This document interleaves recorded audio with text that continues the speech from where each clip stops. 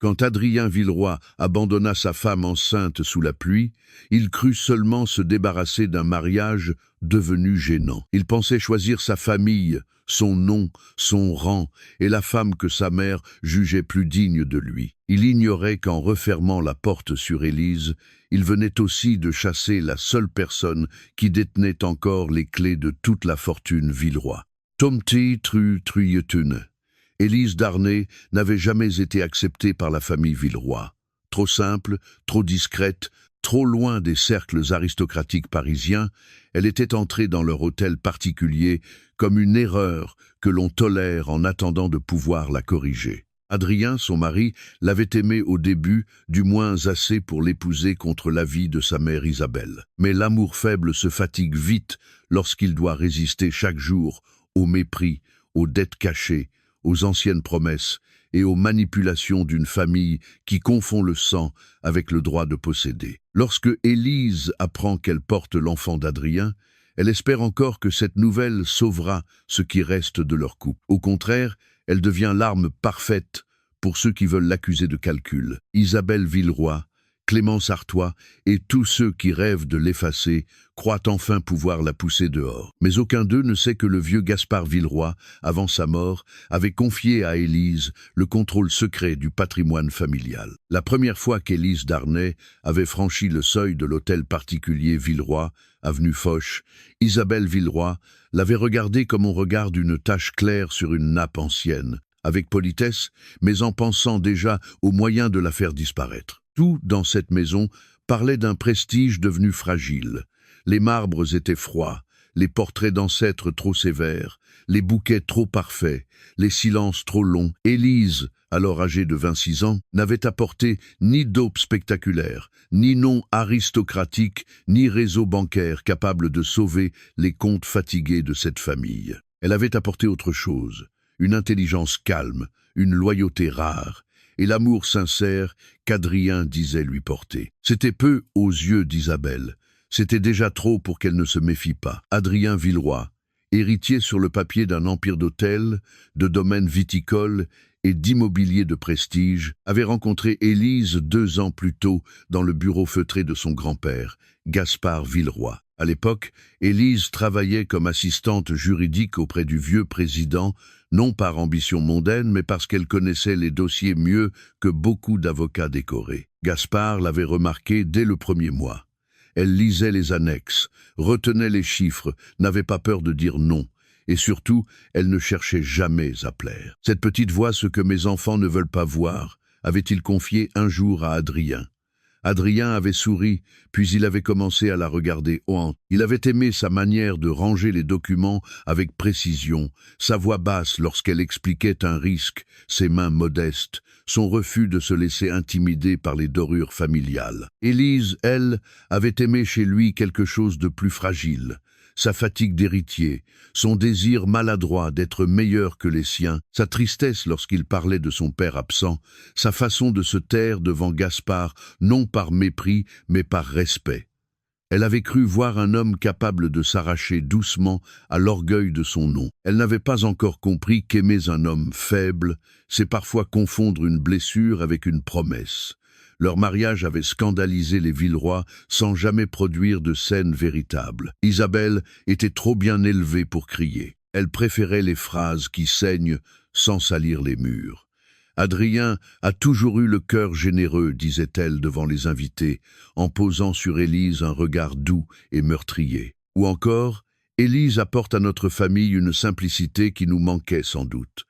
Les gens souriaient, ne sachant pas toujours s'ils venaient d'entendre un compliment ou une condamnation. La sœur d'Adrien, Victoire, riait derrière son verre. Clémence Artois, amie d'enfance d'Adrien, héritière d'une famille de financiers, restait toujours proche. Jamais trop, juste assez pour rappeler à Élise l'épouse que la maison Villeroy aurait préférée. Adrien, au début, défendait sa femme par petites touches. « Maman, Élise fait partie de la famille maintenant. Victoire, sois correcte. Clémence, ne commence pas. » Mais ces phrases étaient des rideaux, pas des murs. Isabelle les écartait d'un doigt. Au fil des mois, Élise apprit donc à vivre dans cette maison comme on marche sur un sol qui peut céder, avec élégance, mais sans jamais oublier le vide. Elle ne répondait pas à chaque mépris. Elle gardait pour elle les insinuations sur ses origines modestes, les remarques sur sa robe simple, les dîners où l'on évoquait devant elle les grandes alliances que les Villeroy auraient pu conclure. Elle acceptait parce qu'elle aimait Adrien. Elle acceptait aussi parce que Gaspard, avant de mourir, lui avait demandé de rester attentive. Le vieux président était décédé 6 mois après leur mariage, laissant derrière lui une famille plus inquiète qu'endeuillée. Ces dernières semaines avaient été étranges. Il avait fait venir Élise plusieurs fois dans son bureau, sans Adrien, sans Isabelle, sans notaire visible.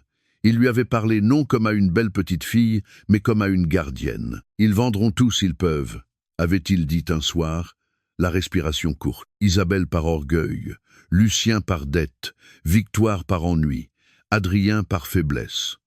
Toi, tu as encore la décence de comprendre qu'un patrimoine n'est pas seulement une caisse. Élise avait cru à une plainte de vieil homme malade. Elle n'avait compris qu'une partie des documents qu'il lui fit signer en présence de son avocat personnel, Maître Bélanger. On lui parla de fiducie, de droit de vote différé, de mandat de protection du patrimoine, de clauses déclenchées après un délai d'observation.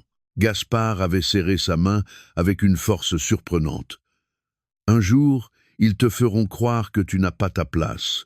Souviens-toi que je t'ai donné celle qu'ils ne méritaient plus. Élise n'en avait parlé à personne, pas même à Adrien. Non par trahison, mais parce que Gaspard le lui avait demandé, et parce qu'au fond, elle espérait ne jamais avoir à ouvrir cette boîte.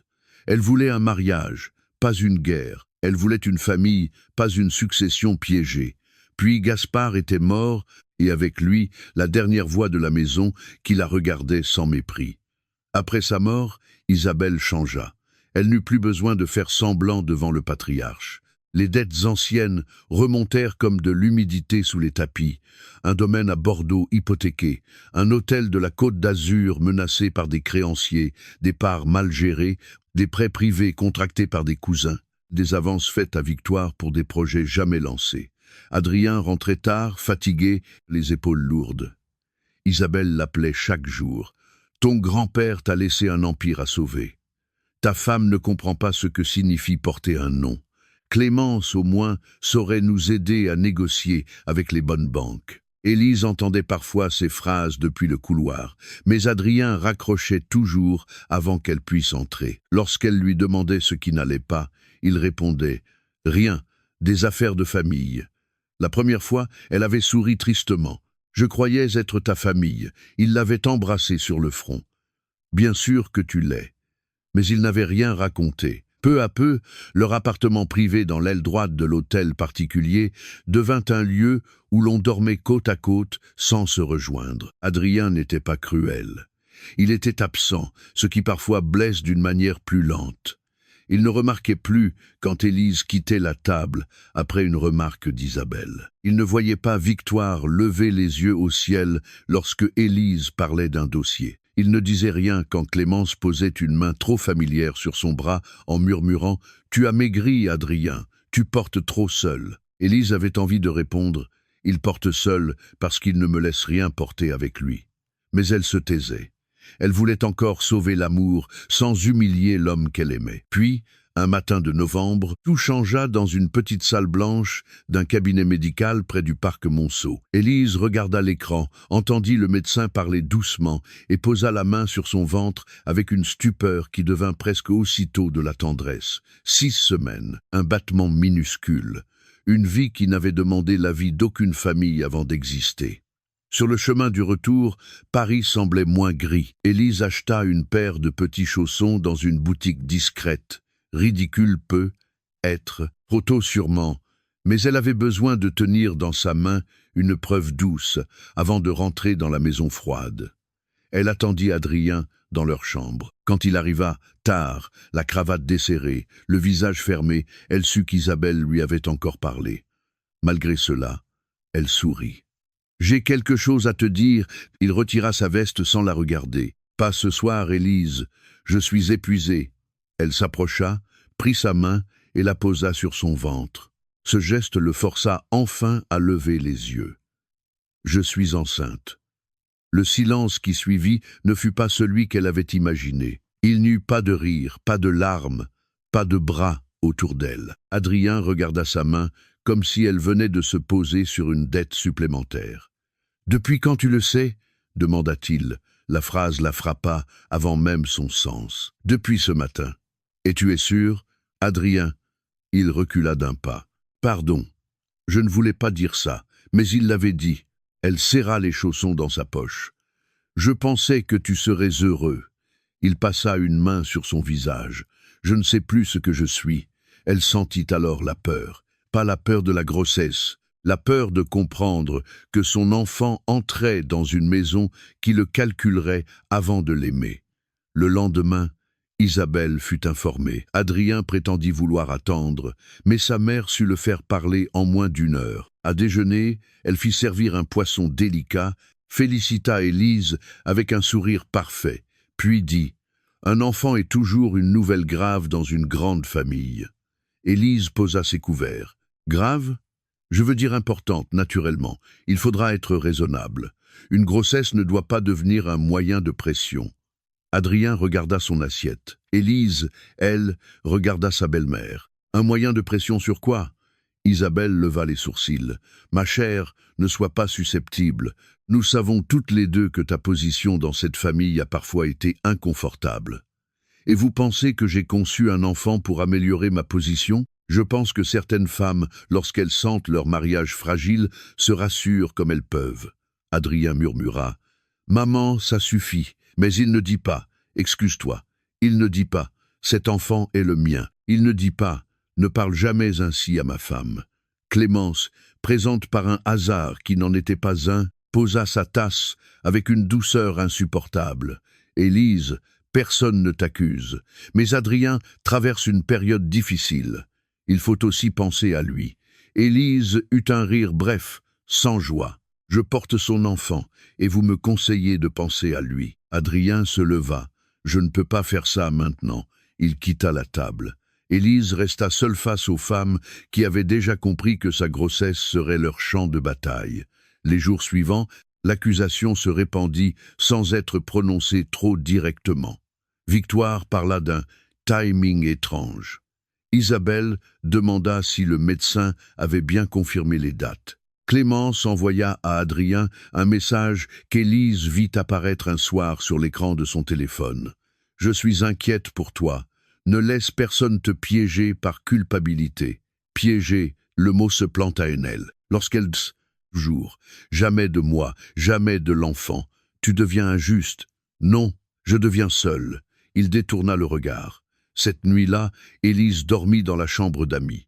Le matin, Isabelle l'y trouva, debout près de la fenêtre. « Tu dramatises, » dit-elle. « La grossesse rend les émotions plus vives. » Élise ne répondit pas. Isabelle poursuivit. « Adrien n'a pas besoin d'une femme qui l'accable. Il a besoin de stabilité, de loyauté, d'une épouse qui comprend que le non-vie roi ne se prend pas en otage avec un ventre. » Élise se retourna lentement. « Sortez !»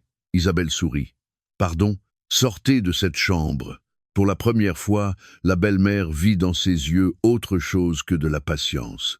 Elle sortit, mais dès le soir même, Adrien revint avec une enveloppe.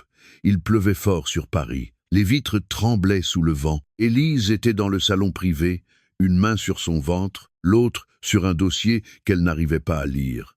Adrien entra, sans frapper. Il avait le visage d'un homme qui s'est convaincu d'être courageux parce qu'il va faire du mal. « Il faut qu'on se sépare quelque temps, dit-il. » Elle regarda l'enveloppe. « Quelque temps ? Une séparation officielle, pas forcément un divorce immédiat. Qui a rédigé ? Ta mère ou Clémence ?» Il serra la mâchoire. « Ne rends pas tout plus laid. Tu arrives avec des papiers pendant que je porte ton enfant, Adrien. Je ne suis pas celle qui rend la scène laide. » Il posa l'enveloppe sur la table. « Je ne peux plus vivre dans cette tension. Tu te méfies de tout le monde. Tu refuses de comprendre ce que ma famille traverse. Et maintenant ce bébé, » elle se leva. « Finis ta phrase. Je ne sais pas si tu l'as voulu pour nous sauver ou pour me retenir. » La gifle ne partit pas. Élise aurait pu le frapper, mais sa main resta sur son ventre. Elle comprit alors que certaines humiliations exigent plus de silence que de bruit. parce qu'un cri aurait donné à Adrien l'illusion d'une dispute entre deux personnes également perdues. Or, ce n'était pas une dispute, c'était un abandon. « Tu crois vraiment cela ?» demanda-t-elle. Il pleurait presque, ce qui la révolta davantage. « Je ne sais plus, tu ne sais jamais quand savoir t'obligerait à me défendre. » Il ferma les yeux. « Je te demande de partir quelques jours. L'appartement de Lyon est toujours à ton nom, non? Tu y seras mieux, on parlera après. » Après quoi? Après que ta mère aura décidé si mon enfant est acceptable, après que Clémence aura fini de te consoler, après que vous aurez trouvé comment me sortir du nom Villeroy sans scandale? Arrête. Non, toi, arrête de déguiser ta lâcheté en besoin de calme. Il prit une inspiration tremblante. Si tu refuses, les choses deviendront plus difficiles. Elle le regarda longuement. L'homme qu'elle avait aimé était encore là, quelque part, prisonnier de sa peur. Mais il n'était pas venu avec une main tendue, il était venu avec une enveloppe. Élise prit son manteau. Adrien sembla surpris. « Où vas-tu? »« Là où tu viens de m'envoyer. »« Élise, il pleut. Attends au moins demain. » Elle eut un sourire si triste qu'il recula. « Tu me chasses enceinte ce soir et tu voudrais choisir la météo de mon départ ?» Elle monta dans leur chambre, prit une valise, y mit quelques vêtements, ses papiers, le dossier que Gaspard lui avait confié autrefois sans qu'elle en mesure encore toute la portée, et les petits chaussons achetés le jour de l'échographie. Lorsqu'elle redescendit, Isabelle était dans le hall, déjà informée, droite dans sa robe sombre. Clémence se tenait près de la bibliothèque, visage faussement inquiet. Victoire observait depuis l'escalier. Toute la maison semblait s'être rassemblée pour vérifier que l'intruse sortait bien. Isabelle dit « Personne ne te chasse. Élise, nous pensons simplement qu'une distance sera saine. » Élise s'arrêta devant elle. « Madame, il y a des familles qui savent transformer un crime moral en phrase élégante. » Isabelle pâlit de colère. Clémence fit un pas vers Adrien. Peut-être vaut-il mieux la laisser respirer. Élise la regarda. Un jour, vous comprendrez que consoler un homme pendant qu'il abandonne sa femme n'est pas de la douceur. C'est de l'opportunisme parfumé. Adrien murmura. Élise, elle se tourna vers lui. Je vais te poser une seule question. Pas devant un avocat, pas devant ta mère, pas devant Clémence, devant ton enfant, même s'il n'est pas encore né. Il resta immobile. « Es-tu certain de vouloir nous abandonner ce soir ?» Le mot nous le fit tressaillir. Ses yeux descendirent vers son ventre, puis remontèrent vers sa mère. Ce mouvement si bref suffit à tout dire. Isabelle n'eut pas besoin de parler. Sa présence répondait pour lui. Adrien ferma les yeux. « Je pense que c'est mieux. » Élise hocha la tête. Elle ne pleura pas devant eux. Elle ouvrit la porte elle-même. La pluie entra dans le hall comme une vérité froide. Avant de sortir, elle posa une dernière fois les yeux sur les portraits Villeroy, ses ancêtres qui semblaient juger tout le monde sans avoir empêché personne de devenir indigne. Puis elle dit calmement « Souvenez-vous de cette nuit, pas parce que je pars, parce que vous croyez tous que je pars les mains vides. » Personne ne comprit. Adrien fit un pas, trop tard, mais elle était déjà dehors. Le chauffeur n'était pas là. Elle refusa que l'un des domestiques appelle une voiture de la maison. Elle marcha sous la pluie jusqu'à l'angle de l'avenue, sa valise tirant sur son bras, son autre main protégeant son ventre, comme si Paris entier pouvait devenir moins hostile par ce seul geste. Dans le taxi qui l'emmena vers la gare de Lyon, elle regarda les lumières se brouiller sur la vitre. Alors seulement, les larmes vinrent, pas des larmes de supplication. Des larmes de deuil. Elle pleurait le mari qui venait de choisir sa mère, l'enfant qui n'avait pas encore de berceau, la naïveté d'avoir cru qu'une alliance suffisait à transformer une maison froide en refuge. Mais sous la douleur, plus bas, quelque chose d'autre se réveillait. Une mémoire.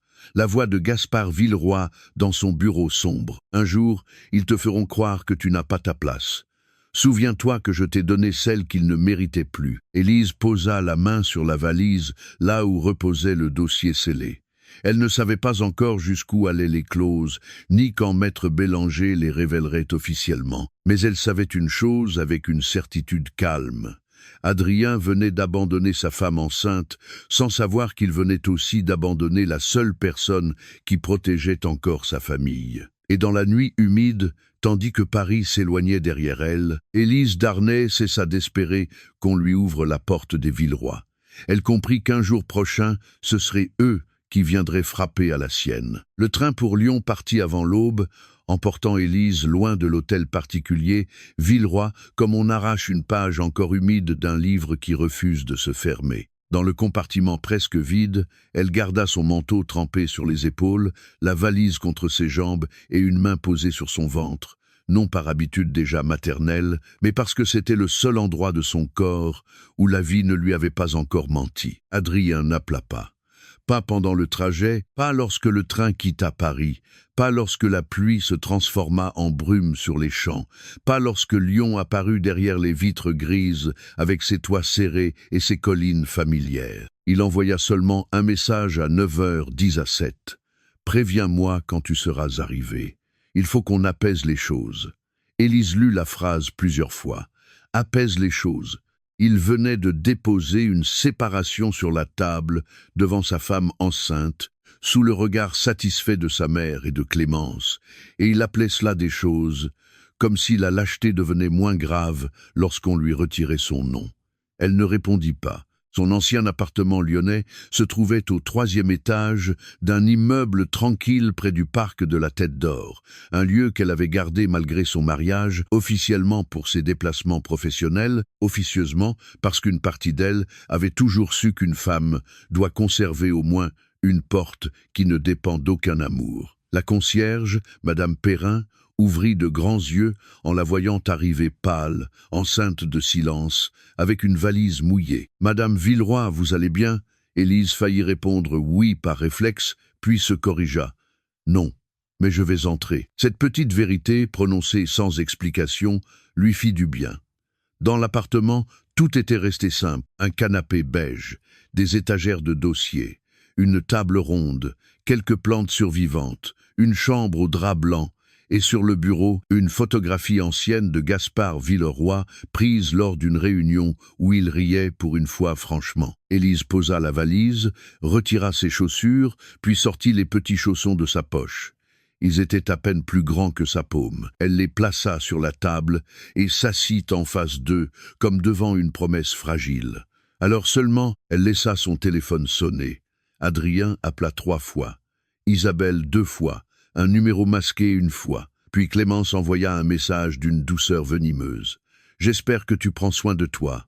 Adrien souffre beaucoup aussi. » Élise éteignit l'écran. « Qu'il souffre loin de mon ventre, » murmura-t-elle.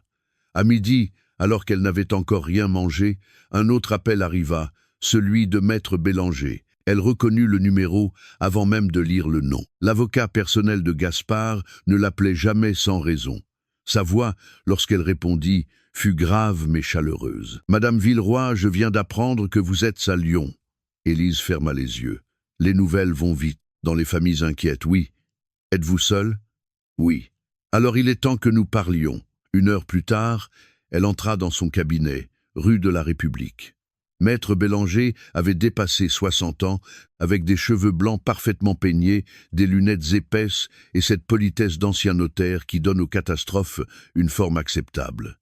Il ne lui demanda pas d'abord comment allait Adrien, il ne demanda pas non plus si la séparation était définitive. Il regarda seulement son visage, puis son ventre, sans insistance, et dit « Je suis désolé qu'ils aient choisi cette voie. » Élise s'assit lentement. « Vous saviez qu'il la choisirait ?»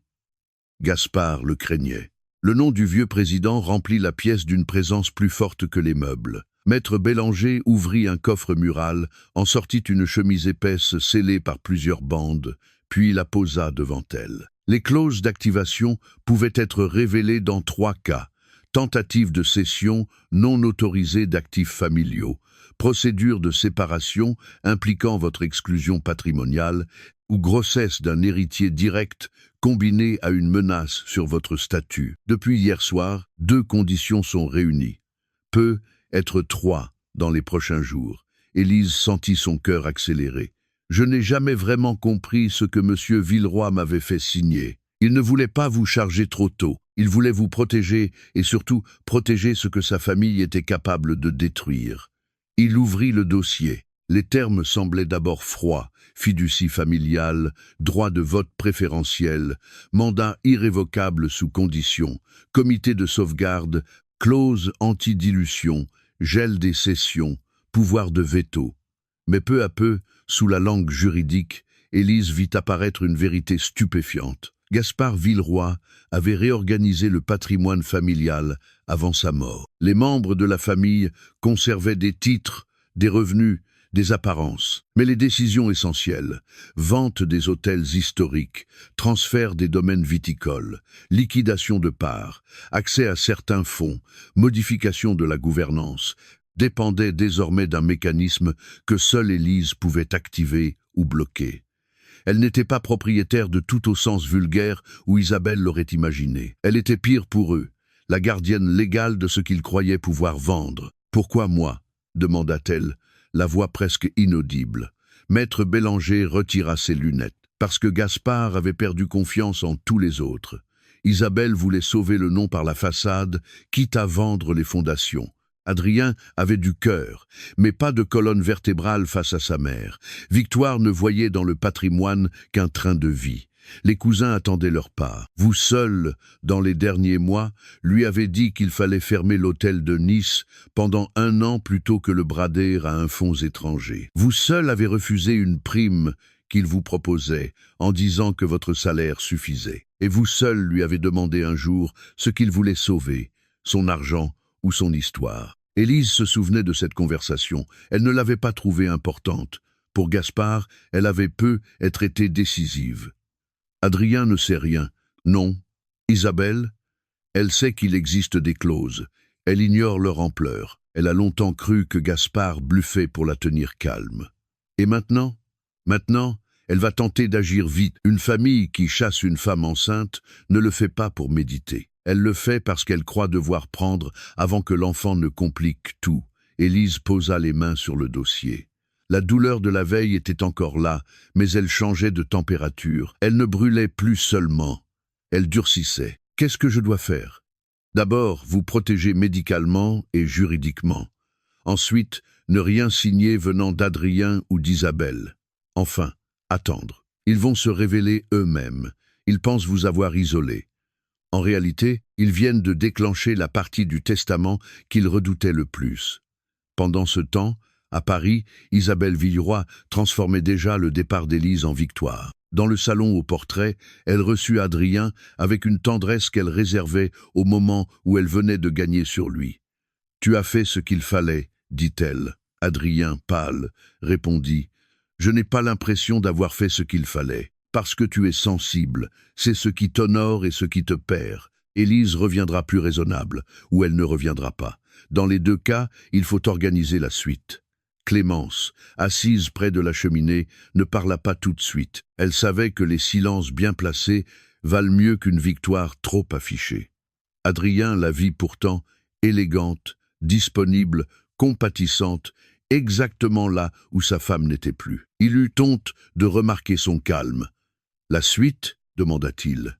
Isabelle posa devant lui plusieurs dossiers. Le conseil familial se réunit vendredi. Le domaine de Bordeaux doit être cédé partiellement, l'hôtel de Nice refinancé. Et nous devons clarifier ta position depuis le décès de Gaspard. Élise n'a plus à assister aux réunions tant que votre situation personnelle est confuse. Elle connaît les dossiers mieux que moi. Justement, il est temps que tu les connaisses. Clémence intervint enfin. Adrien, personne ne te demande d'être dur. Mais si Élise porte ton enfant, il faut sécuriser l'avenir de cet enfant dans une famille stable, pas dans une guerre permanente. Le mot enfant aurait dû le ramener vers Élise. Dans la bouche de Clémence, il devint un argument pour s'éloigner d'elle.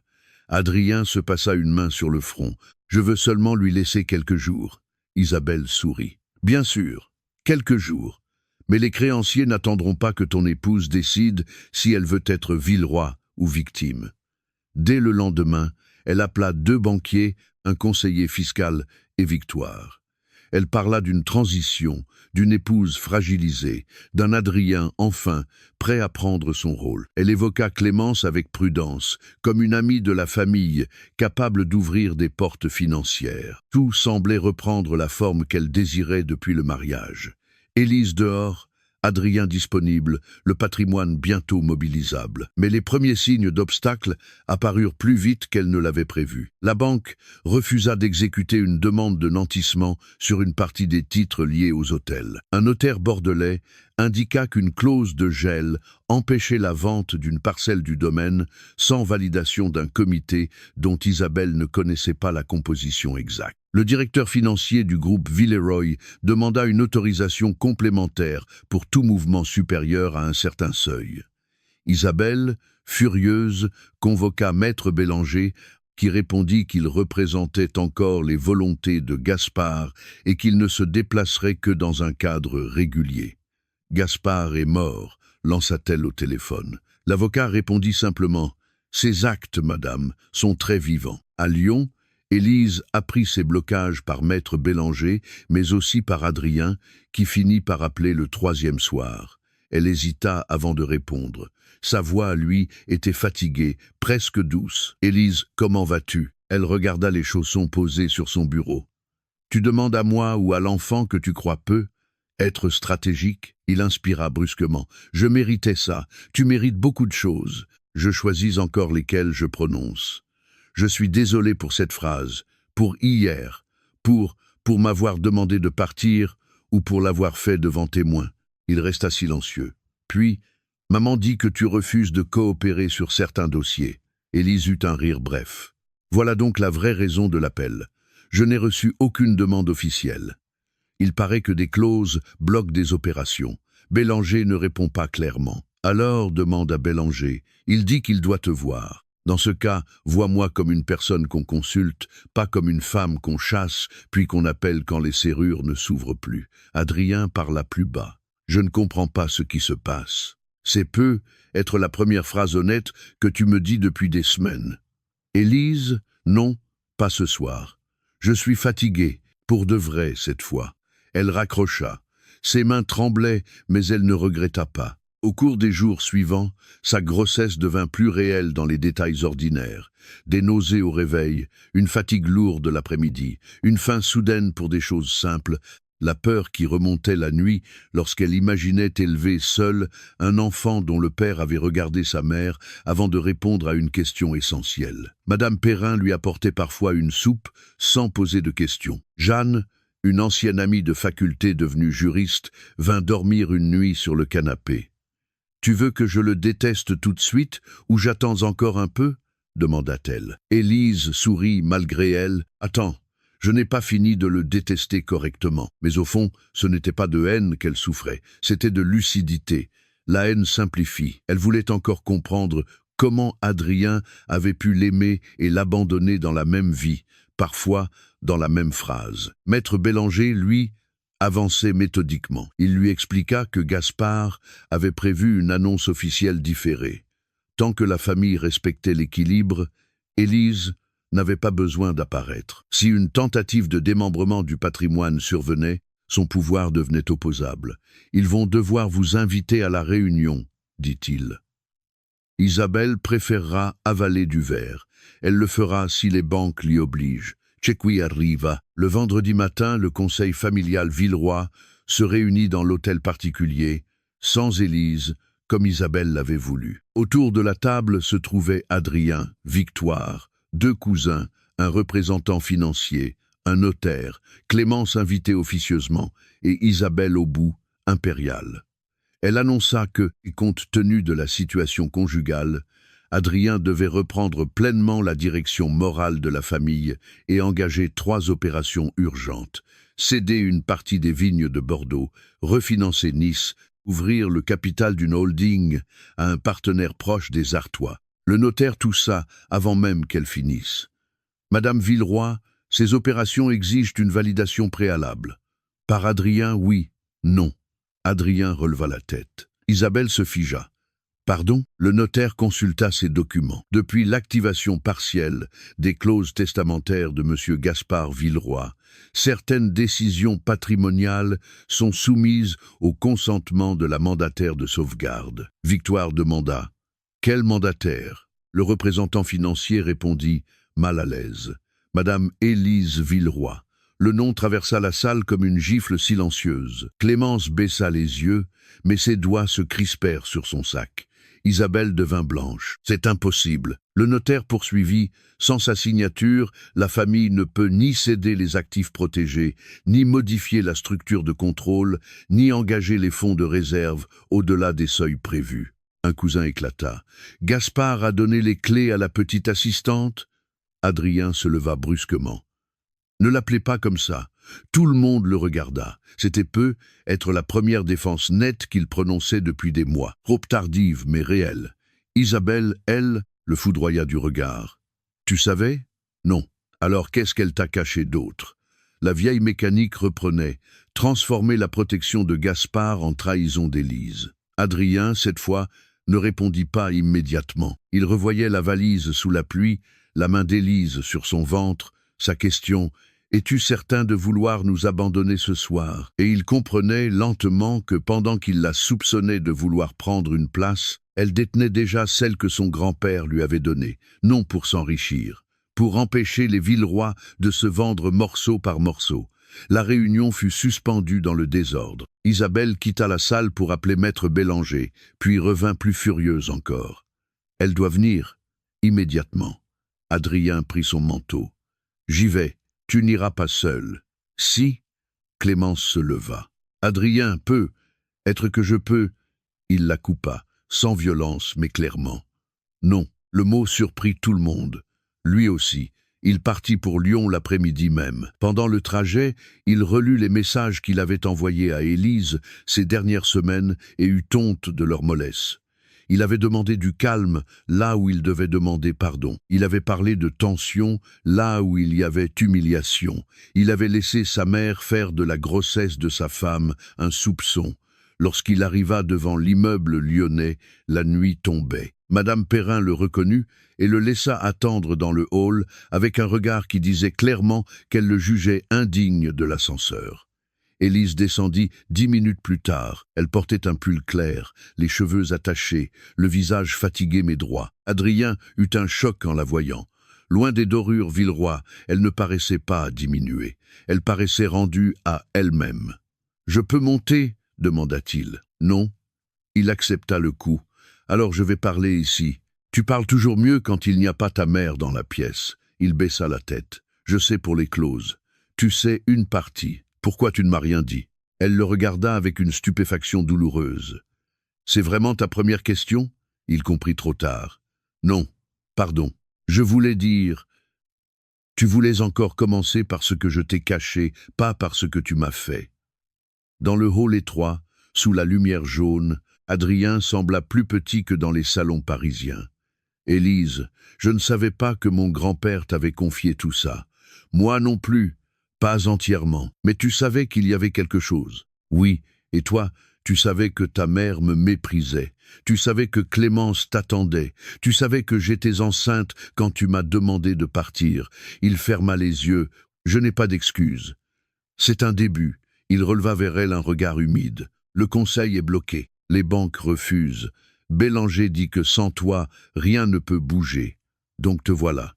Je ne suis pas venu seulement pour ça. » Élise posa une main sur la rampe. « Adrien, ne m'insulte pas avec une moitié de vérité. Tu serais venu un jour, être, mais pas aujourd'hui si ton nom n'avait pas trouvé porte close. » Il ne nia pas. Cette honnêteté tardive lui évita de tomber plus bas. « Tu as raison. » Elle eut l'air presque surprise. « Je voudrais comprendre, dit-il, ce que Gaspard a fait, ce que tu veux faire, ce que je peux... » Tu peux commencer par ne plus parler comme si tu avais encore un droit naturel à ma confiance.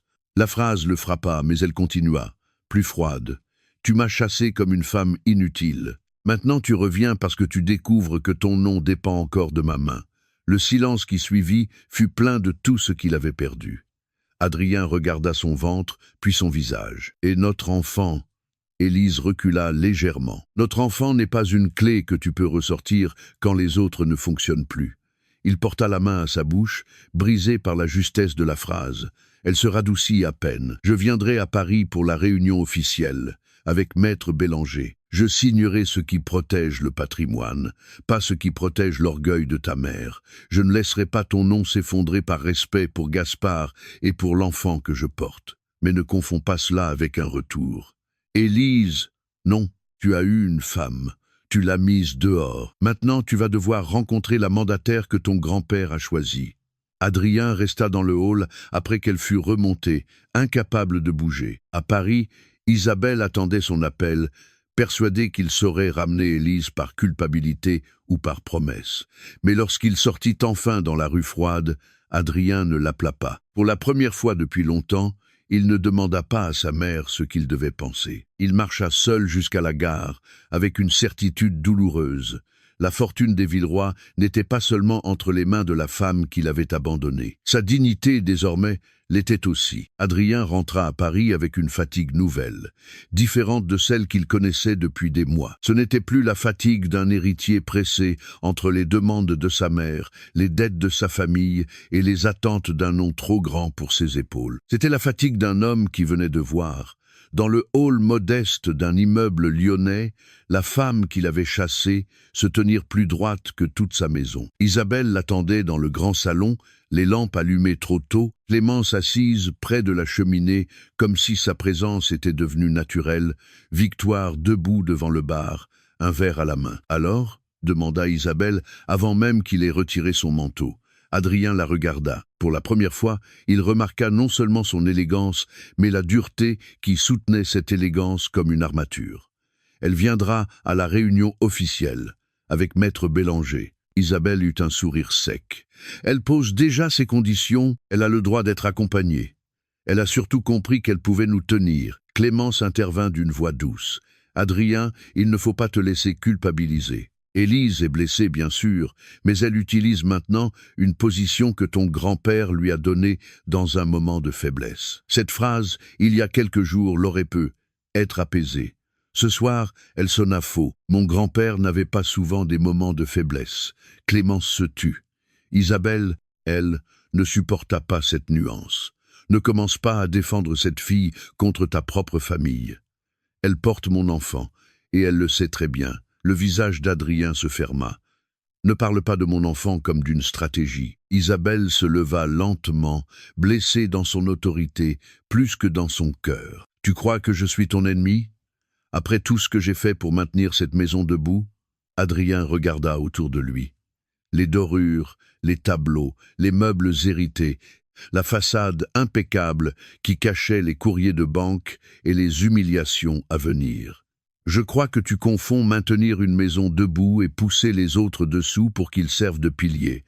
Victoire laissa échapper un petit rire nerveux. Isabelle la foudroya du regard, puis revint à son fils. Cette grossesse t'aveugle.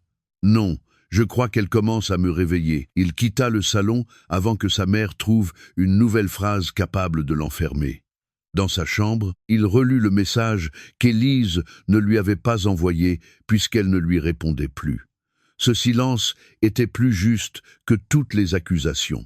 Le lendemain, la panique financière se précisa. La banque privée refusa un second mouvement. Le notaire de Bordeaux confirma qu'aucune vente partielle du domaine ne pourrait être signée. Le conseil fiscal avertit que la tentative d'ouverture du capital à un partenaire lié aux Artois serait juridiquement contestable, sans approbation de la mandataire de sauvegarde. Isabelle passa de la colère froide à l'activité frénétique. Elle convoqua les cousins, appela d'anciens alliés, demanda à Victoire de retrouver des documents, exigea de Clémence qu'elle parle à son père. « Il faut prouver que Gaspard n'était plus lucide », déclara-t-elle au petit déjeuner.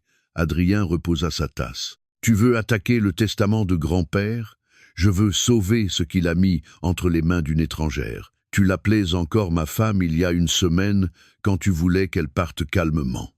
Parce que je pensais qu'elle ne nous trahirait pas. » Adrien eut un rire sans joie. « Nous l'avons mise dehors enceinte, et tu appelles trahison le fait qu'elle ne nous ouvre pas les coffres. » Isabelle pâlit. « Tu deviens insole, non, tardif. Cette lucidité ne le rendait pas héroïque, elle ne réparait rien, mais elle irritait sa mère davantage que n'importe quelle rébellion bruyante, parce qu'elle ne savait pas encore comment la retourner contre Élise. À Lyon, Élise avançait autrement, lentement, méthodiquement, sans chercher la victoire comme une revanche. Maître Bélanger lui remit une copie complète du dispositif Gaspard Villeroy. Elle passa des heures à lire, à souligner, à poser des questions. La fiducie ne lui donnait pas le droit de s'enrichir sur le patrimoine familial. Elle lui donnait un pouvoir de protection. Les hôtels historiques ne pouvaient pas être vendus sans son accord. Les domaines viticoles ne pouvaient pas être divisés pour couvrir des dettes personnelles.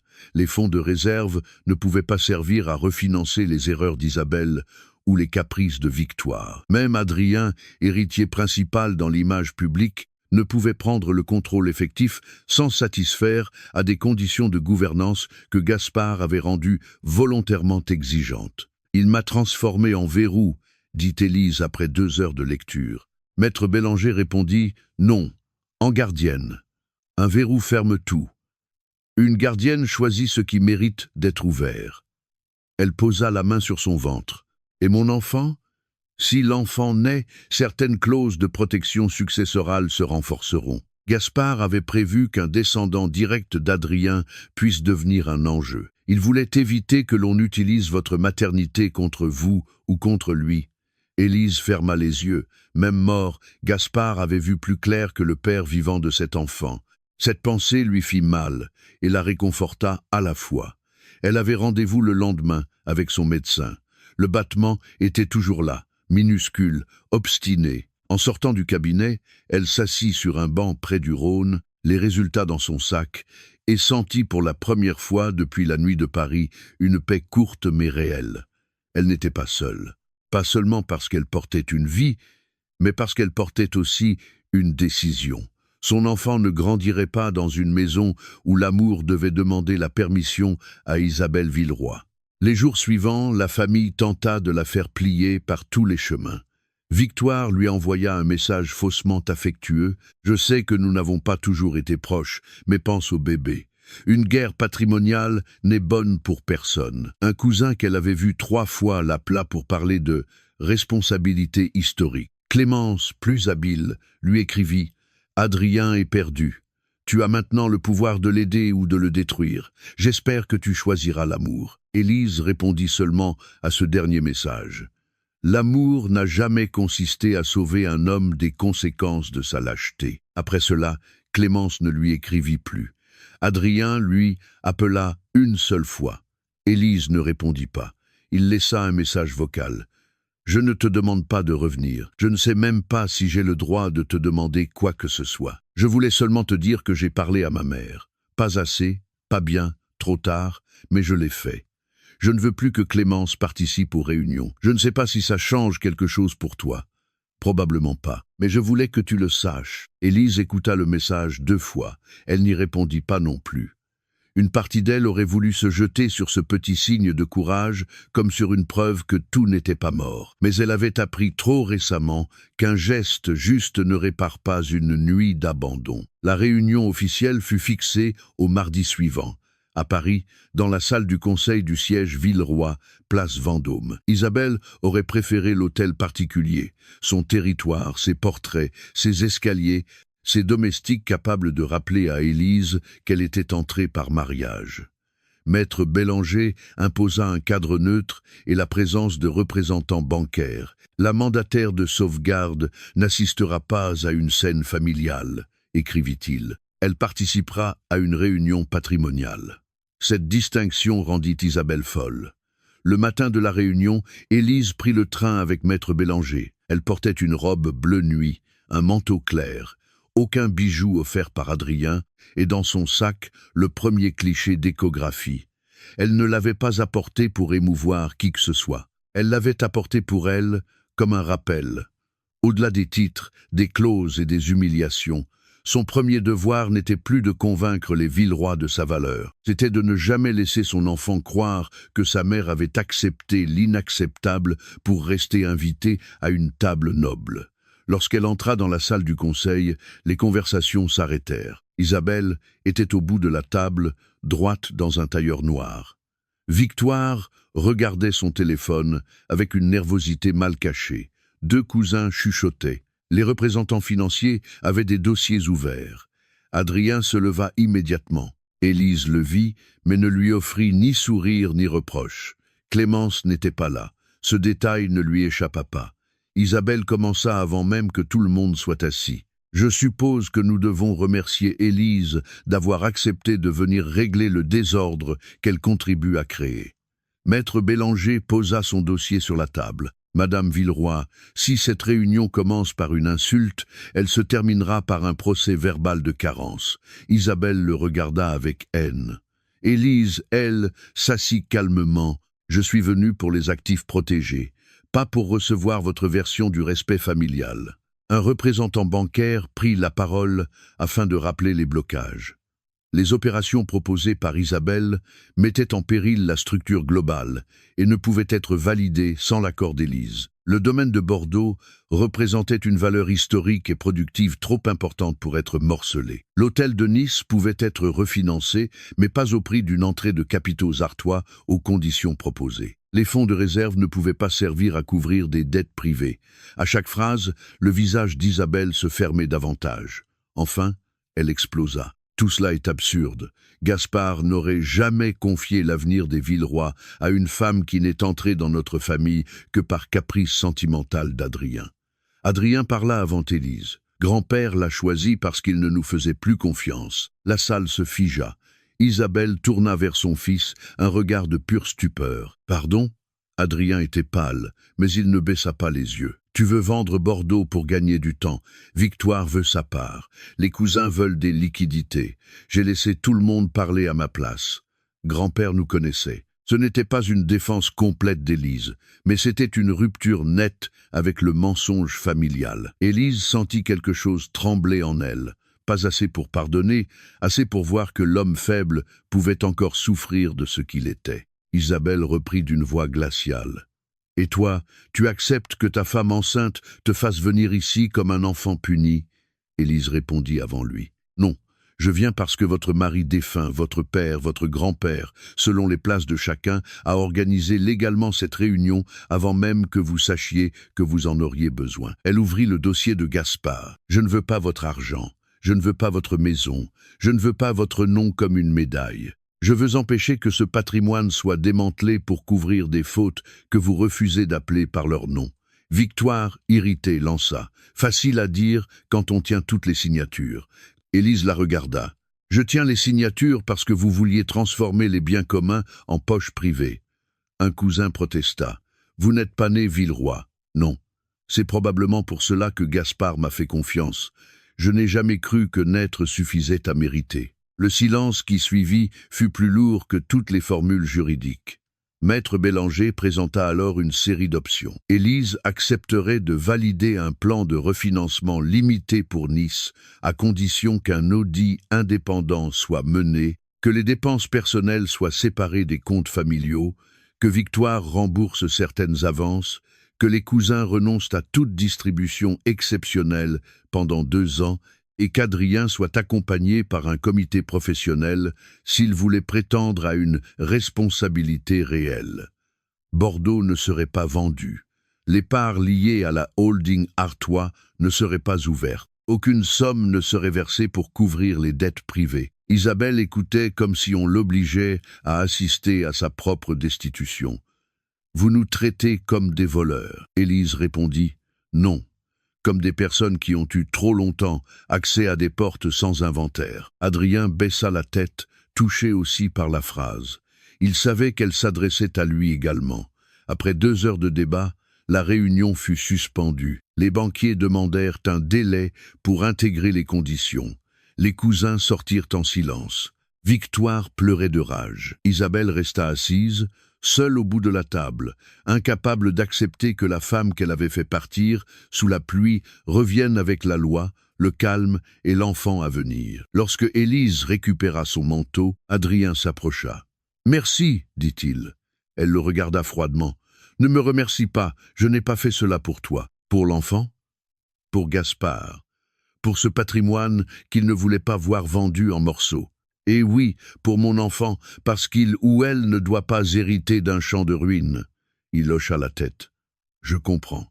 Elle eut un sourire triste. Tu dis beaucoup cela depuis que tu ne comprends plus rien. Il ne se défendit pas. Clémence n'est pas venue.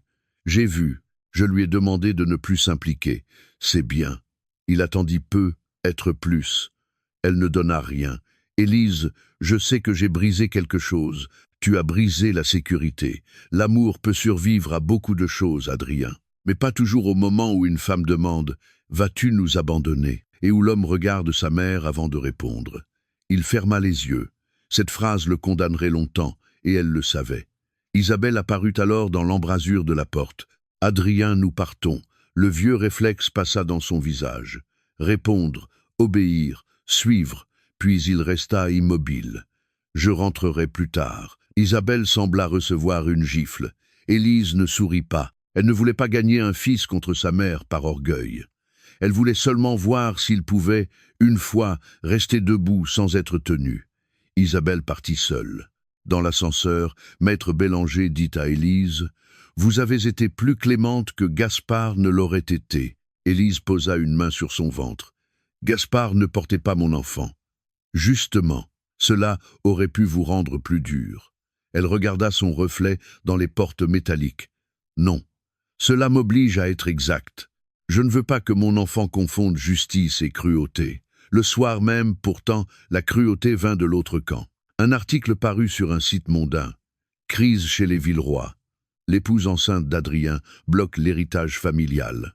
Les sources anonymes parlaient d'une femme ambitieuse, ancienne assistante devenue héritière d'influence, utilisant sa grossesse pour imposer ses conditions. Le nom de Clémence n'apparaissait pas, mais Élise reconnut dans certaines phrases son élégance acide. Isabelle avait choisi la presse. Adrien appela aussitôt. Cette fois, Élise répondit « Je viens de voir, dit-il.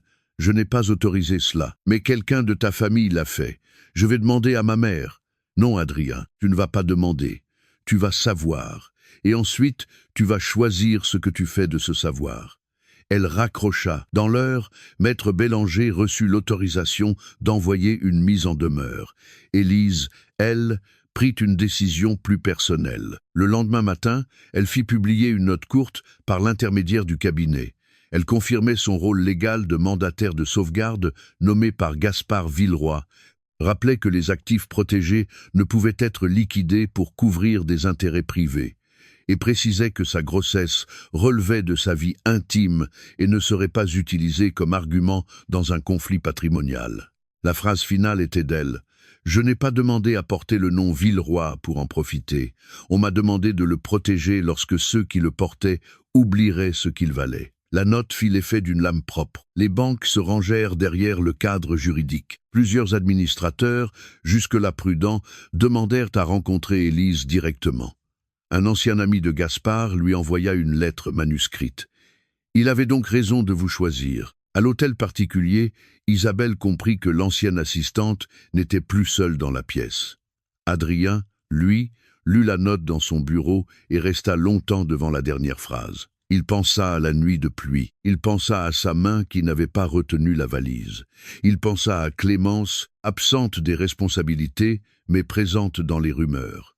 Il pensa à sa mère, dont l'amour ressemblait de plus en plus à un ordre. Puis il prit son téléphone et envoya un message à Élise. « Je vais découvrir qui a parlé à la presse. Et cette fois, je ne te demanderai pas d'être patiente pendant que je tarde à devenir digne. » Élise lut le message sans sourire. Elle ne répondit pas, mais elle ne l'effaça pas. 2 jours plus tard, une nouvelle réunion fut convoquée, plus large, plus officielle, cette fois au siège historique de la famille. Les administrateurs voulaient entendre Élise. Les cousins voulaient comprendre ce qu'ils pouvaient encore obtenir. Isabelle voulait reprendre la main. Adrien voulait peu, être enfin la lâcher. Quant à Élise, elle monta dans le train avec maître Bélanger, le dossier de Gaspard, la mise en demeure contre l'article, et cette fatigue calme des femmes que l'on a sous-estimée trop longtemps. Elle savait que la prochaine réunion ne porterait plus seulement sur des actifs, elle porterait sur son droit d'exister dans cette histoire autrement que comme épouse chassée, mère suspectée ou mandataire utile. En regardant Paris approcher, elle posa la main sur son ventre et murmura « Cette fois, ils vont entendre ma voix sans pouvoir la renvoyer sous la pluie ». Elle ignorait encore si Adrien se tiendrait vraiment à ses côtés ou s'il reculerait une fois de plus devant Isabelle. Mais elle savait une chose. La famille Villeroy croyait l'avoir effacée en la poussant hors de sa maison. Elle revenait maintenant par la porte principale, non pour supplier qu'on lui rende une place, mais pour rappeler à tous que sans sa main, leur nom n'avait plus accès à sa propre fortune. La grande réunion Villeroy fut fixée un jeudi matin, dans la salle historique du siège parisien, un lieu que Gaspard avait fait restaurer 20 ans plus tôt avec cette idée presque religieuse qu'une famille devait discuter de son avenir entourée des traces de ceux qui l'avaient construite. Les boiseries sombres, la longue table ovale, les portraits des fondateurs et les vitrines contenant les premières clés des hôtels Villeroy donnaient à chaque décision un poids que certains membres de la famille n'avaient jamais vraiment mérité. Élise arriva à 9 heures précises avec maître Bélanger, un dossier épais sous le bras, une robe sombre, le visage pâle de fatigue, mais le pas calme. Sa grossesse ne se voyait pas encore assez pour imposer le respect au regard vulgaire. Mais elle la sentait comme une présence constante, un battement secret qui l'empêchait de confondre courage et dureté. Adrien était déjà là. Il se leva lorsqu'elle entra. Pour la première fois depuis longtemps, il ne chercha pas à s'approcher trop vite, ne prononça pas son prénom comme une excuse, ne tenta pas de jouer le mari inquiet devant témoins. Il se contenta d'incliner légèrement la tête, comme un homme qui comprend enfin qu'il doit attendre qu'on l'autorise à revenir dans une conversation qu'il a lui-même quittée. Isabelle, au bout de la table, portait un tailleur ivoire et des perles, l'uniforme parfait de la victime digne. Victoire avait les bras croisés.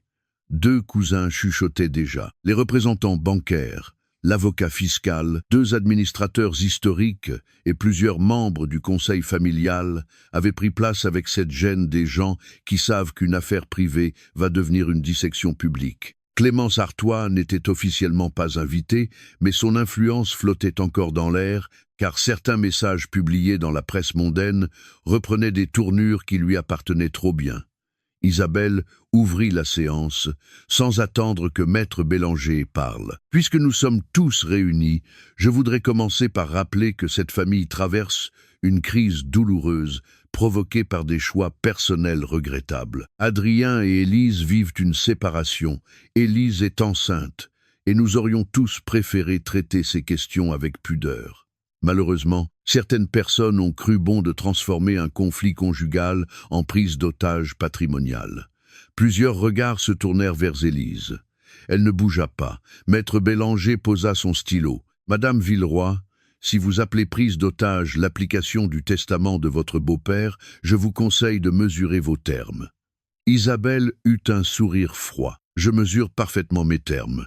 Une jeune femme, entrée ici comme assistante juridique, puis comme épouse, se retrouve aujourd'hui à bloquer les décisions vitales d'une dynastie dont elle ne porte le nom que depuis quelques années. Il est légitime de s'interroger. » Élise prit enfin la parole. « Interrogez-vous, madame, mais faites-le sur des faits, pas sur mon origine. » Isabelle la regarda comme si elle venait de commettre une insolence. « Ton origine fait partie du problème. » Adrien se redressa. « Maman !»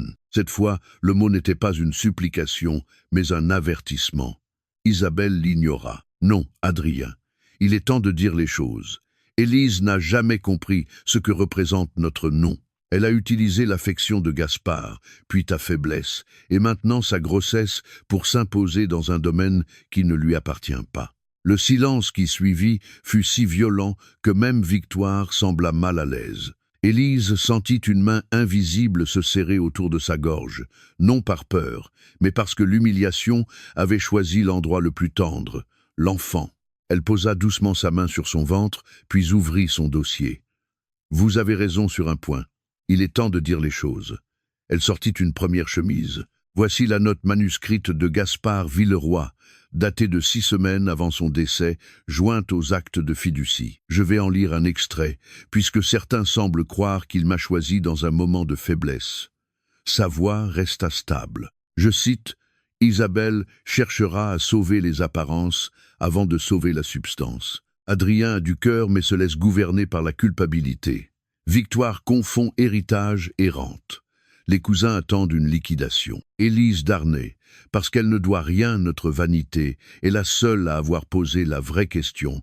Que vaut un nom si l'on vend tout ce qui lui donnait du sens? Je lui confie un pouvoir de sauvegarde, non pour enrichir une étrangère, mais pour empêcher mes héritiers de devenir les fossoyeurs de leur propre maison. La lecture termina dans un silence épais.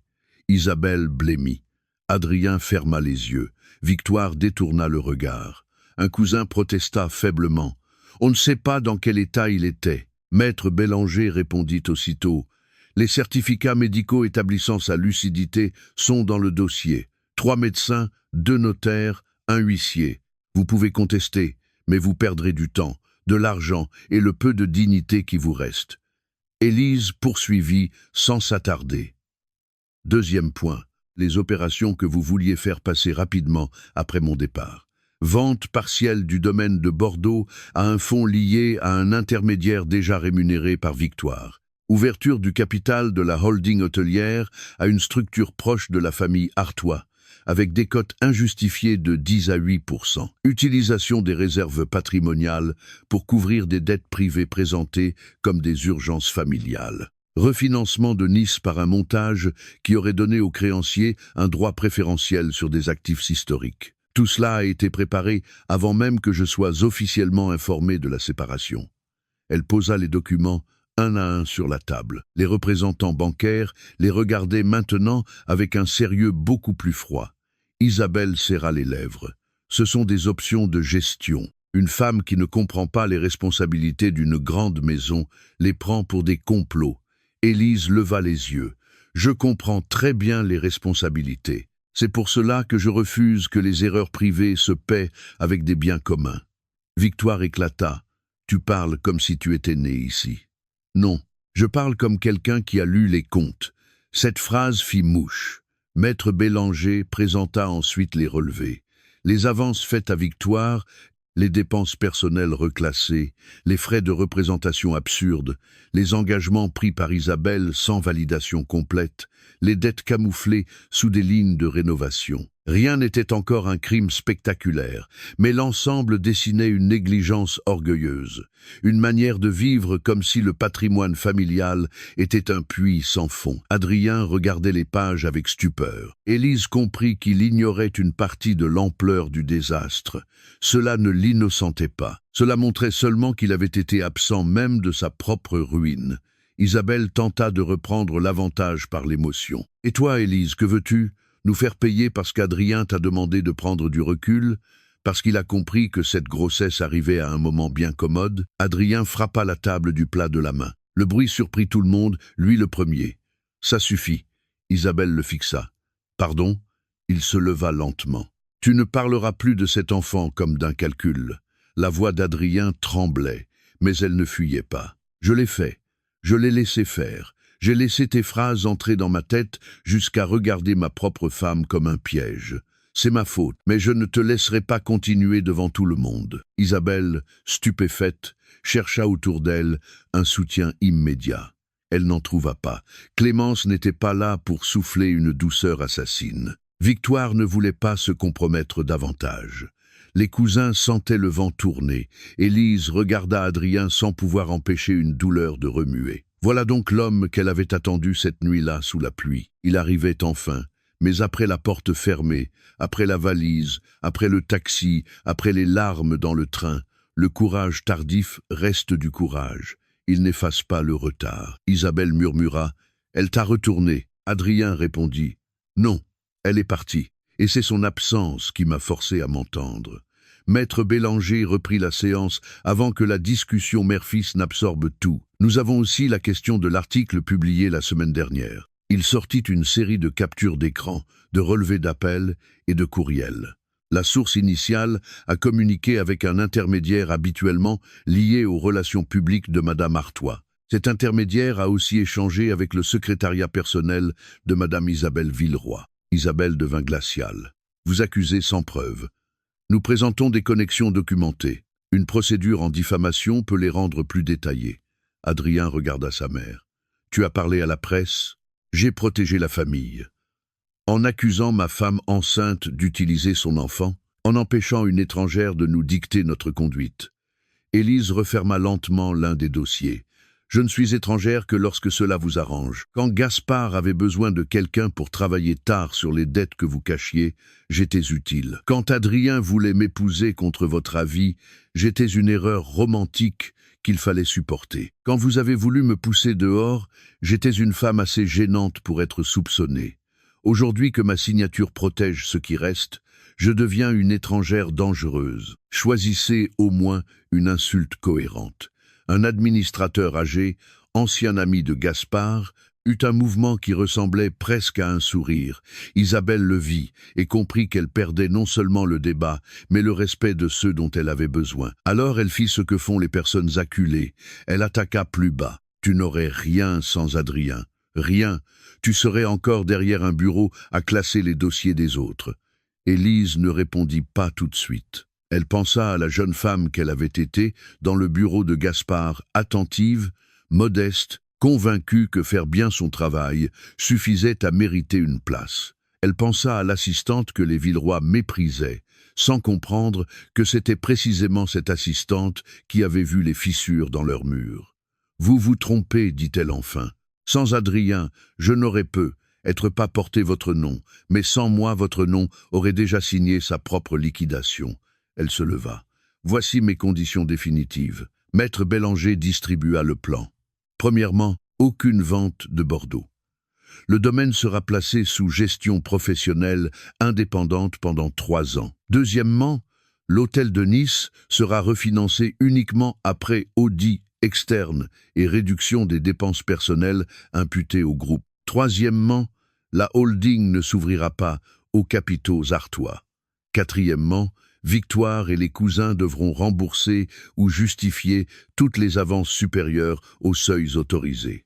Cinquièmement, Isabelle se retirera du comité patrimonial pendant la durée de l'audit. Sixièmement, Adrien ne pourra prétendre à une fonction exécutive qu'après formation, accompagnement et validation du comité de sauvegarde. Enfin, toute communication publique concernant ma grossesse, mon mariage ou mon rôle sera validée par nos conseils respectifs, faute de quoi les procédures partiront immédiatement.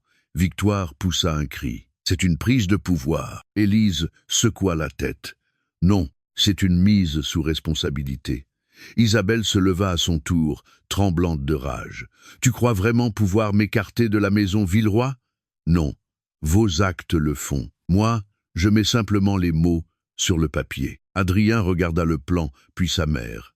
C'était l'instant que tout le monde attendait sans le nommer. S'il soutenait Isabelle, Élise partirait avec le pouvoir légal. Mais la guerre deviendrait totale. S'il soutenait Élise, il trahirait enfin la domination maternelle qu'il avait fabriquée et protégée. Isabelle le savait. Elle adoucit aussitôt sa voix. « Adrien, mon fils, ne laisse pas ton grand-père mort et ta femme blessée détruire ce que nous avons toujours été. » Les mots étaient choisis pour le ramener enfant. Adrien resta debout, les mains posées sur le dossier de sa chaise. Il regarda Élise, puis le dossier, puis la place vide où Clémence aurait voulu s'asseoir, puis le portrait de Gaspard au mur. « Ce que nous avons toujours été nous a menés ici, dit-il enfin. Je soutiens le plan. » Isabelle recula comme si elle ne reconnaissait plus son fils. « Tu n'as pas le droit. J'aurais dû le faire avant. Le droit, je l'avais. C'est le courage qui manquait. » Élise baissa les yeux une seconde. Cette phrase était juste, trop juste pour ne pas faire mal. Les représentants bancaires prirent note. Les administrateurs se consultèrent. L'ancien ami de Gaspard déclara qu'il soutiendrait le plan de sauvegarde. Les cousins protestèrent, puis calculèrent qu'une mise sous responsabilité valait mieux qu'un effondrement complet. Victoire pleura. parla d'humiliation, menaça de contester, puis se tut lorsque maître Bélanger mentionna les avances documents. Isabelle resta seule dans son refus, ce qui était peu, être la seule solitude qu'elle n'avait jamais imaginée, celle d'une femme qui a tenu toute une famille par la peur et qui découvre que la peur ne suffit plus lorsque les comptes sont ouverts. La réunion dura encore 3 heures. Les conditions furent amendées à la marge, mais l'essentiel resta. Élise ne signa pas tout immédiatement. Elle valida seulement les mesures d'urgence pour éviter une crise bancaire, puis exigea un calendrier précis. Sa main ne trembla pas lorsqu'elle apposa sa signature. Adrien la regarda signer avec une émotion difficile à nommer. Il comprenait maintenant l'ironie terrible.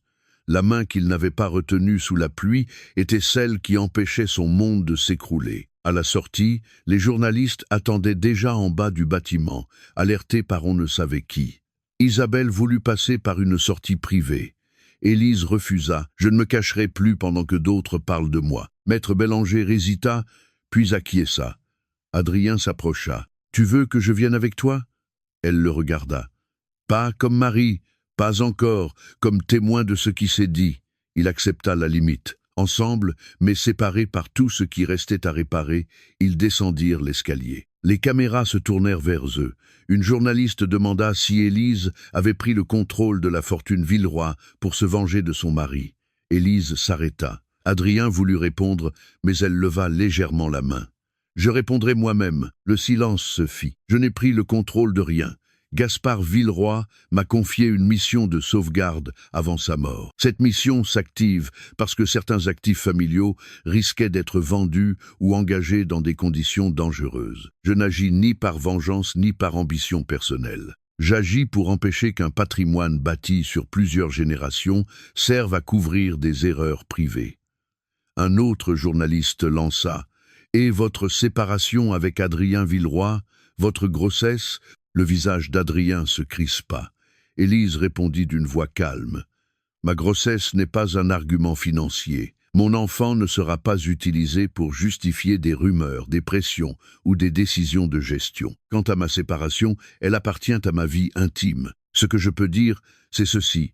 Une femme que l'on demande de quitter une maison ne perd pas pour autant le droit de protéger ce qu'on lui a légalement confié. » Adrien prit alors la parole contre toute attente. Je confirme que mon épouse n'a jamais utilisé sa grossesse contre cette famille. J'ai commis l'erreur de ne pas la défendre lorsque j'aurais dû. Je ne laisserai plus cette erreur servir de version officielle. Les journalistes se jetèrent sur la phrase. Isabelle, restée derrière, sembla vaciller de colère. Élise ne regarda pas Adrien, mais elle entendit. Et parce qu'elle entendit, elle sut que quelque chose venait peu, être de commencer, non pas un pardon, mais une dette enfin reconnue. Plus tard, dans une petite salle à l'écart, Adrien la rejoignit avant son départ pour Lyon. « J'ai dit ce que je devais dire. Oui, je ne te demande pas de rentrer. » Heureusement, il eut un sourire brisé. « Je ne te demande pas non plus de me pardonner. C'est mieux. » Il baissa la tête. « Je vais quitter l'hôtel particulier quelque temps, pas pour fuir, pour ne plus vivre dans la même maison que ma mère pendant que je prétends apprendre à lui résister. » Cette décision la surprit. Elle ne le montra qu'à peine. « C'est une bonne idée. Clémence m'a appelé hier soir. Je n'ai pas répondu. Ce n'est pas encore un exploit, je sais. Mais pour moi, c'est peu, être le premier petit pas hors de la honte. » Élise posa une main sur le dossier de sa chaise. « Adrien, je ne veux plus d'un homme qui fait des petits pas seulement après avoir regardé sa femme partir. Je veux un père capable de rester debout quand ce sera difficile. Que nous soyons ensemble ou non. Je vais essayer. Non, tu vas faire ou tu ne feras pas. Notre enfant n'aura pas besoin d'essais éternels. » Il reçut la phrase sans se défendre. D'accord. Elle partit pour Lyon le soir même. Dans le train, elle sentit une fatigue immense la recouvrir, mais sous cette fatigue, quelque chose était plus léger. Elle avait parlé devant eux, elle avait imposé les conditions, elle avait entendu Adrien reconnaître publiquement son erreur. Elle n'était pas guérie, elle n'était pas prête à revenir, mais elle n'était plus la femme chassée sous la pluie. À Paris, Isabelle rentra seule à l'hôtel particulier, défit ses perles devant son miroir et découvrit sur son propre visage une expression qu'elle ne connaissait pas. La peur de ne plus commander. Adrien passa la nuit dans un hôtel, sans appeler Clémence, sans demander conseil à sa mère. Il relut le communiqué de la journée, puis écrivit une lettre à Élise qu'il n'envoya pas. Il y disait qu'il avait compris trop tard la différence entre aimer une femme et espérer qu'elle supporte votre lâcheté. Élise, à Lyon, posa le dossier Villeroy sur son bureau, puis sortit l'échographie de son sac. « Tu as entendu ?» murmura-t-elle au bébé qui n'entendait pas encore. « Aujourd'hui, ta mère n'a pas demandé la permission d'exister. » Elle sourit enfin, un sourire minuscule mais vrai. La famille Villeroy avait voulu la chasser de son nom. Mais ce jour-là, dans la salle du conseil, ils avaient tous compris que c'était leur nom qui survivait grâce à elle. Les semaines qui suivirent la grande réunion ne ressemblèrent pas à une paix, mais à une convalescence sous surveillance. Le nom Villeroy cessa de briller comme avant dans les salons parisiens. Il ne disparut pas, car les vieilles familles tombent rarement d'un seul coup, mais il se mit à produire ce léger bruit de porcelaine fissurée que les gens bien élevés entendent très vite. Les banques exigèrent des garanties plus strictes, les administrateurs imposèrent l'audit, les cousins apprirent que le mot « héritage » ne signifiait pas argent disponible, Victoire dut justifier des avances qu'elle croyait oubliées, et Isabelle Villeroy découvrit la forme la plus humiliante de la défaite, ne plus être crainte dans les pièces où elle entrait. Elle tenta d'abord de résister, parlant de complots, de grossesses utilisées comme armes, de vieux testaments manipulés par une jeune femme ambitieuse. Mais les notes de Gaspard, les actes validés, les comptes ouverts et les décisions des banques réduisirent peu à peu ces phrases à ce qu'elles avaient toujours été. Des manières élégantes de refuser la vérité. Clémence Artois, comprenant que le nom Villeroy ne lui offrirait plus ni ascension rapide, ni mariage triomphal, s'éloigna avec une grâce calculée. Elle envoya à Adrien un dernier message. « Je crois que tu dois te reconstruire loin de moi. » Adrien lut la phrase sans colère. Pour la première fois, il vit clairement ce qu'il aurait dû voir depuis longtemps. Clémence n'avait jamais voulu porter son malheur, seulement se tenir assez près de lui pour en tirer avantage si la place devenait libre. Il ne répondit pas. Ce silence-là, différent de ceux qui avaient blessé Élise, fut peu être son premier acte de rupture véritable. Il quitta l'hôtel particulier pour un appartement simple près du Luxembourg, refusa l'argent de sa mère, accepta une fonction provisoire sous contrôle du comité de sauvegarde, suivit les formations imposées par le plan d'Élise et se présenta chaque semaine devant Maître Bélanger pour rendre compte de ce qu'il apprenait. Rien de cela ne faisait de lui un héros. Élise le savait. Les hommes faibles ne deviennent pas solides parce qu'ils prononcent une phrase juste devant les caméras. Ils le deviennent, parfois, lorsqu'ils acceptent longtemps de ne plus être applaudis pour chaque petit progrès. Adrien apprit donc à ne pas être récompensé. Lorsqu'il envoyait à Élise un compte rendu sur les dossiers, elle répondait brièvement, sans chaleur inutile. Lorsqu'il demandait des nouvelles de la grossesse, elle envoyait les informations essentielles. Jamais assez pour lui donner l'illusion d'être revenu au sang. Lorsqu'il proposa de l'accompagner à une échographie, elle refusa d'abord. « Tu n'as pas gagné cette place parce que tu as contredit ta mère une fois. » Il répondit « Je sais. » Elle conserva le message, pas parce qu'elle pardonnait, mais parce qu'ils n'avaient pas discuté. Au 6e mois de grossesse, Élise revint à Paris pour une réunion de suivi. Son ventre se dessinait désormais sous ses robes, non comme une faiblesse exposée, mais comme une évidence que personne n'osait plus utiliser devant elle. Isabelle tenta de la croiser dans un couloir du siège, l'arrêta avec un sourire rigide. « Tu dois être satisfaite, tu as obtenu ce que tu voulais. » Élise la regarda calmement. « Non, madame, ce que je voulais, c'était un mari qui ne me mette pas dehors enceinte. Ce que j'ai obtenu, c'est un audit. » La phrase fit pâlir Isabelle plus sûrement qu'une insulte. « Tu crois que cet enfant sera heureux si tu détruis son père? Je ne détruis pas Adrien. Je l'oblige seulement à vivre sans vos excuses. » Isabelle serra les lèvres. « Tu me voles mon fils. » Élise posa une main sur son ventre. « Non, je protège le mien. » Elle passa sans attendre de réponse. Ce jour-là, Adrien était présent dans la salle de réunion, mais il ne s'assit pas à côté de sa mère. Il prit place face à Élise, parmi les membres du comité, avec un dossier préparé. Lorsqu'on aborda les erreurs de gestion de Nice, il reconnut devant tous les engagements qu'il avait signés sans les comprendre. « Je ne demanderai pas qu'on m'excuse parce que j'étais sous pression, dit-il. La pression explique certaines faiblesses, elle ne les annule pas. » Élise leva les yeux vers lui. Il ne cherchait pas son approbation. Il parlait au procès de sa propre conscience. Cela compta plus qu'il ne pouvait le savoir. Après la réunion, il l'attendit près de l'ascenseur, à distance. « Je peux te demander quelque chose ?» « Tu peux demander. Est-ce que le bébé va bien ?» Elle hésita, puis sortit de son sac une copie de la dernière échographie. Pas l'original, une copie. Le symbole était clair. Il pouvait recevoir, pas posséder. Adrien la prit avec des mains tremblantes. Sur l'image floue, une vie minuscule semblait déjà tourner le dos au tumulte des adultes. Il ne finit pas. Les larmes lui montèrent aux yeux. Élise sentit sa propre gorge se serrer, mais elle ne transforma pas cette émotion en pardon rapide. « C'est ton enfant, dit-elle, mais être père ne commencera pas à la naissance.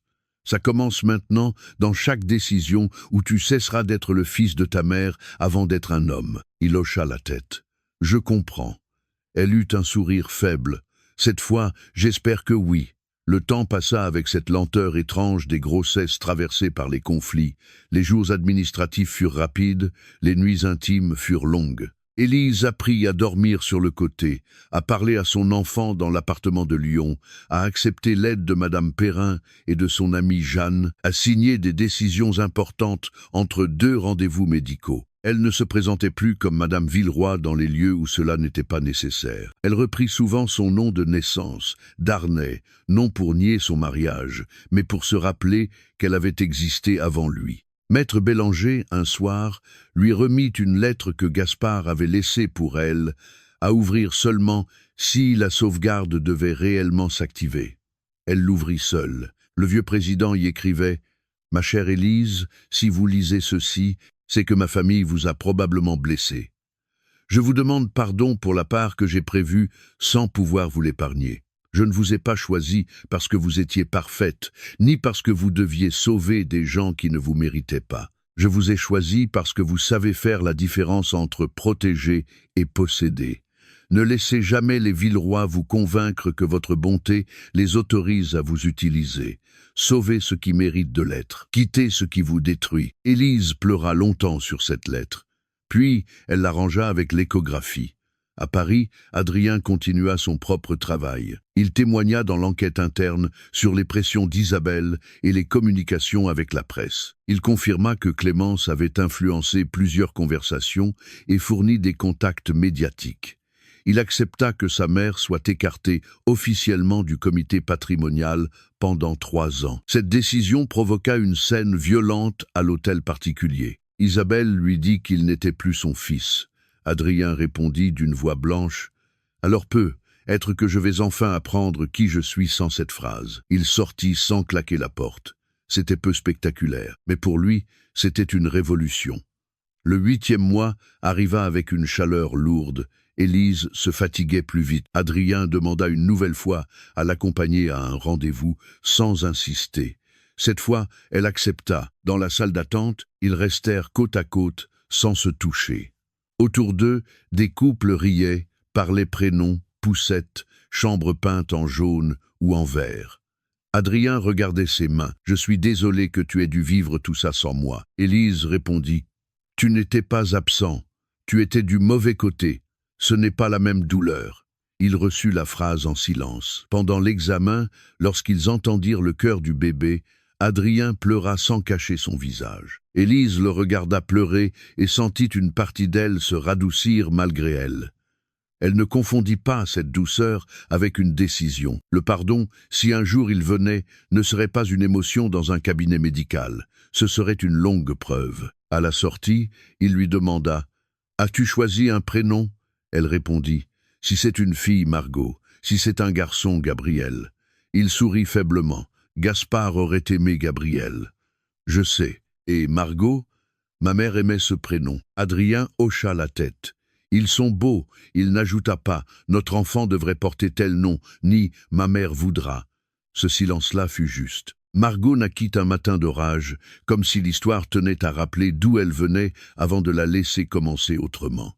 Élise entra à la maternité plus tôt que prévu. Jeanne l'accompagna d'abord, puis, lorsqu'il fallut prévenir Adrien, Élise hésita une seconde seulement. « Appelle-le !» Il arriva 30 minutes plus tard, essoufflé, trempé, les yeux affolés, mais il s'arrêta à la porte de la chambre. « Je peux entrer ?» demanda-t-il. Même dans la douleur, Élise entendit la différence. Il ne prenait plus sa place. Il la demandait. Elle hocha la tête. L'accouchement fut long, difficile, traversé de cris qu'Élise ne chercha pas à rendre dignes. Adrien resta près d'elle, non comme un sauveur, mais comme une présence qui obéissait enfin à ce qu'elle demandait. De l'eau, une main, silence. Appeler la sage-femme, se taire encore. Lorsque Margot poussa son premier cri, Élise éclata en sanglots. On posa l'enfant contre elle, minuscule, rouge, furieuse d'être née, merveilleusement vivante. Adrien regarda sa fille avec une stupeur sacrée. « Elle est là !» murmura-t-il. Élise, épuisée, répondit « Oui, et personne ne décidera de sa valeur à notre place. » Il posa doucement un doigt près de la petite main. Margot le serra sans savoir qu'elle venait de lier un homme à la responsabilité la plus sérieuse de sa vie. Plus tard, lorsque la chambre fut calme, Adrien s'assit près du lit. « Merci de m'avoir appelé. » Élise regardait sa fille dormir. « Je ne l'ai pas fait pour toi. Je l'ai fait pour elle. Elle avait le droit que son père soit présent à sa naissance, si son père savait rester à sa place. Je passerai ma vie à apprendre cette place s'il le faut. » Elle tourna vers lui un regard fatigué. « Ne fais pas de grandes phrases devant un nouveau-né. Elle ne sait pas encore les vérifier. » Pour la première fois depuis longtemps, il rit doucement. Isabelle demanda à venir le soir même. Élise refusa. Adrien ne discuta pas. Il appela sa mère dans le couloir et dit simplement « Tu verras Margot quand Élise sera prête, pas avant. » Isabelle cria si fort qu'une infirmière se retourna. Adrien ne céda pas. Ce fut peu, être le premier cadeau réel qu'il fit à sa fille, empêcher l'ancienne domination d'entrer dans la chambre où commençait une nouvelle vie. Les mois suivants furent faits de petites scènes, pas de miracle. Élise resta à Lyon avec Margot. Adrien fit l'aller-retour depuis Paris, dormit parfois sur le canapé, apprit à changer une couche, à préparer un biberon lorsque Élise tirait son lait, à marcher la nuit avec un bébé contre son épaule sans transformer sa fatigue en héroïsme. Il ne demanda pas à revenir. Il ne parla pas d'amour chaque semaine pour obtenir une réponse. Il se présenta, encore et encore, dans les actes minuscules qui ne font pas de beaux discours, mais construisent une confiance plus solide que les promesses.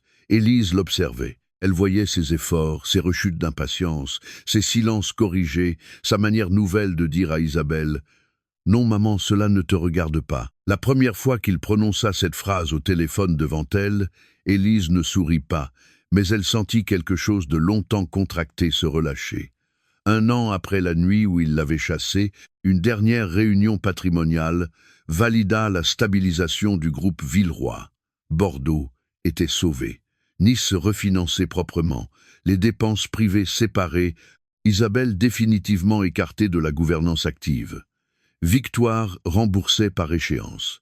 Les cousins avaient cessé de parler de liquidité comme d'un droit naturel. Élise conserva son rôle de gardienne, mais avec un comité plus transparent, afin que Margot n'hérite pas un jour d'une guerre personnelle déguisée en patrimoine. À la fin de la réunion, l'ancien ami de Gaspard lui dit « Vous avez sauvé cette famille malgré elle. » Élise répondit « Non, j'ai sauvé ce qui pouvait l'être. La famille, chacun devra la reconstruire autrement. » Adrien l'attendait dans la cour avec Margot dans les bras. La petite fille riait en attrapant son écharpe. Cette image toucha Élise avant qu'elle puisse se protéger. Il lui tendit l'enfant. Elle a faim. Comme toujours. Elle tient de sa mère. Elle sait réclamer ce qui lui revient. Élise leva un sourcil. Attention. Il sourit. Je voulais dire, avec dignité. Ils marchèrent un moment dans la cour pavée. Puis Adrien s'arrêta. Je ne veux pas te demander de revenir comme avant. Il n'y a plus d'avant. Je sais. Je voudrais demander s'il existe un après, où je pourrais continuer à marcher près de vous, même lentement, même sous condition. Élise regarda Margot, puis l'homme devant elle. Elle ne vit plus l'héritier lâche de la nuit de pluie, pas seulement. Elle vit aussi le père qui avait tenu la porte fermée à Isabelle, l'homme qui avait parlé devant le conseil, celui qui avait cessé de se réfugier derrière les phrases des autres. Ce n'était pas assez pour effacer, c'était peu, être assez pour commencer. « Il y aura des conditions, dit-elle. Je les écouterai. Thérapie familiale, séparée de ta mère. Appartement indépendant. Aucune décision concernant Margot ne passera par Isabelle. Clémence ne fait plus partie de notre paysage. Mon rôle dans la sauvegarde Villeroy reste intact. Et si un jour tu me demandes encore de choisir entre ma dignité et ta tranquillité, je partirai sans valise. » Adrien hocha la tête, les yeux humides. « Oui. » Ne réponds pas trop vite. J'ai mis 1 an à arriver à ce oui. Elle le regarda longtemps. Puis elle posa Margot dans ses bras.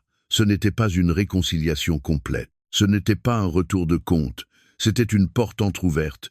Et cette fois, Élise gardait la clé. Au printemps suivant, ils s'installèrent dans un appartement lumineux à mi-chemin entre Lyon et Paris. Assez près du siège pour travailler, assez loin de l'hôtel particulier pour ne plus vivre sous les portraits. Isabelle vit sa petite-fille quelquefois, en présence d'Élise, et comprit vite que l'époque où son regard suffisait à déplacer les gens était terminée. Elle ne demanda jamais pardon correctement. Certaines femmes préfèrent vieillir avec leur orgueil plutôt que de survivre grâce à une excuse.